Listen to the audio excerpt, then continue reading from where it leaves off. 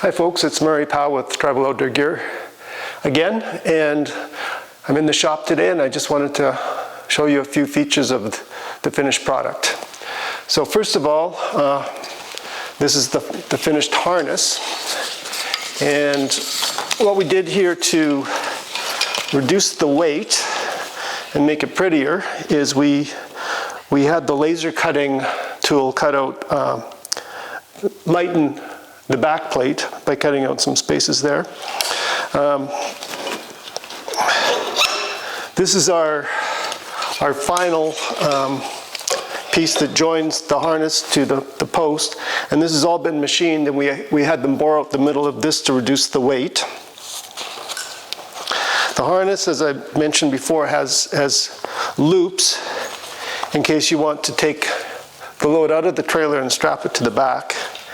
And if you want to remove the back plate so that it's not in your way, you release the strap.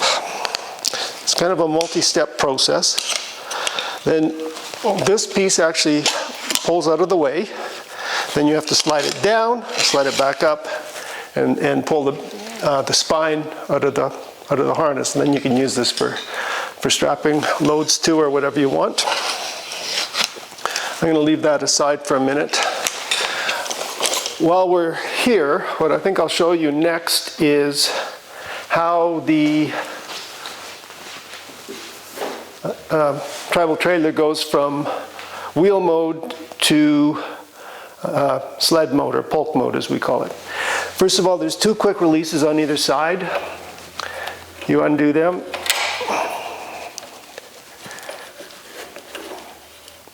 Slide them forward, and then this whole wheel assembly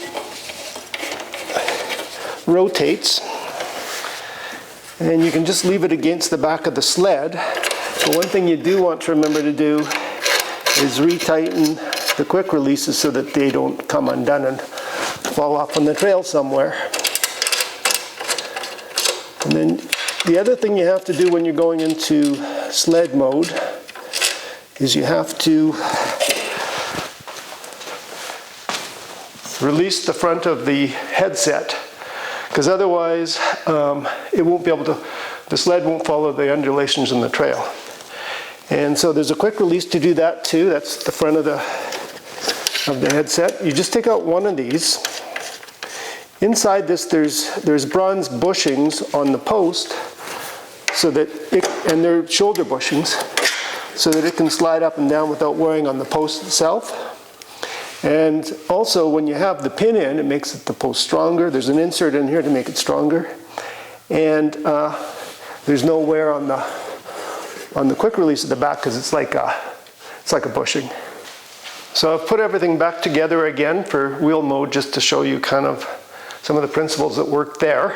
The first thing is there's multiple holes. There's an arc that you can pin the front of the post in the headset at. So the flatter, the longer you can make the pole and have it further away from you and still have it relatively, have the basket level. The steeper, the closer it'll be to you. So, and then the other thing, of course, is by lengthening the poles or shortening them, you have a lot of freedom that way too. So when the closer it is to you, the more weight you carry on your shoulder. The longer away from you, the less weight you carry on your shoulder. But the trade-off is maneuverability and maybe even some stability at some point. The other thing is that the way we've designed it, where the headset mounts to the frame is back from the front of the sled. And that's actually pretty important, because the front of the sled acts like a bush guard. In some of the earlier prototypes we made, it was too square, and it would, if you bumped into a log or something, it would practically stop dead. And there's quite a bit of lift here too, so if you're pulling over a snowdrift in sled mode, you don't have to worry about that. We put in 4 sets of straps with quick releases, and they're bolted right to the sides of of the trailer. We've done stress analysis on everything. We know we've got a pretty comfortable safety factor in it. And we know that as long as you use it within the design constraints that we've set for it, it's pretty tough.